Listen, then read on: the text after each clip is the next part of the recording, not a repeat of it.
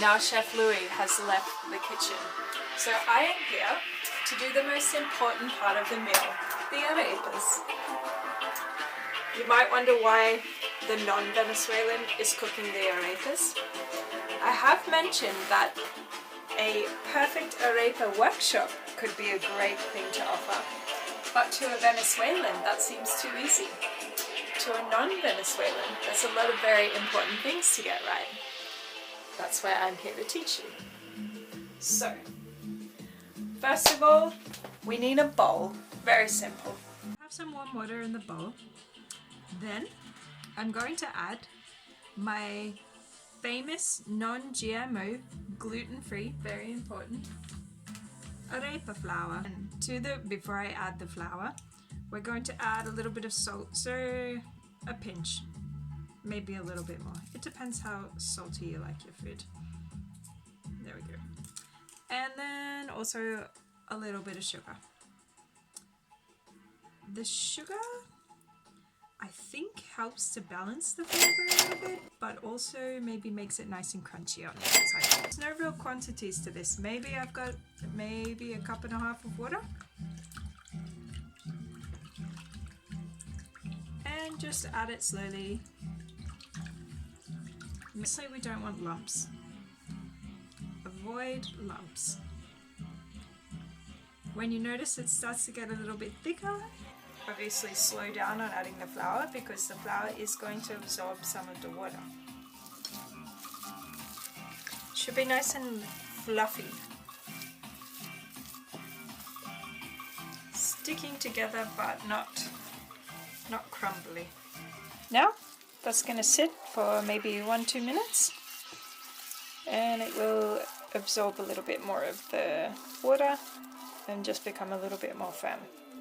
We're going to preheat the pan. A couple of important things here. Really, one of the most basic parts of getting a successful arepa is having the right kind of pan. It can be really old, but ideally is cast iron, nice and heavy and coated in some oil. Maybe a Venezuelan grandma or mum has an old serviette covered in oil. Wipe it around the pan, get a nice thin coating of oil, so it's ready to go for the arepas. I think that my arepa flour is ready to go. We get a bowl of the flour. We roll it like this into a nice sphere. And then, once it's in a sphere, we start to flatten it like a little UFO. Doing like this. Then we do this. Okay, doesn't have to be a perfect circle. The main thing is don't make it too thick. So it's a little bit under 1 centimeter, I would say. Don't make it a whole centimeter thick. It needs to be less than that. And then onto a hot pan. So the pan was preheating. It needs to be hot when you add the arepa.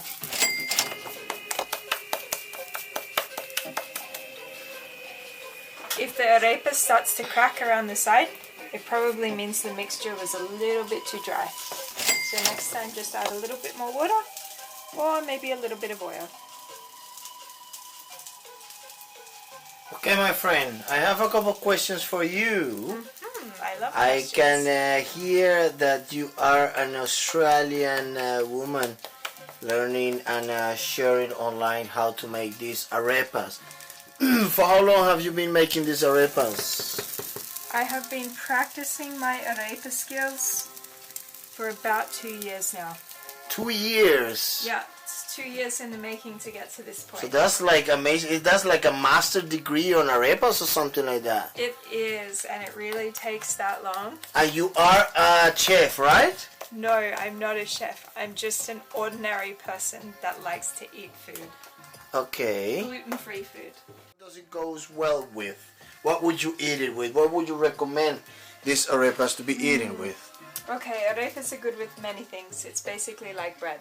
So I just want to point out is wait until the arepas have seared and made a little bit crispy, the first layer.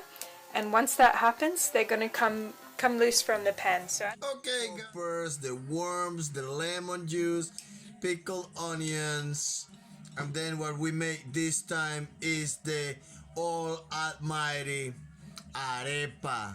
This like this is called traditionally is called the widow. The widow is because it's a lonely lady. It's a lonely arepa. You open it, it's already open by the magic of TV. I put some butter inside, very important, butter. Then write in some of your ceviche.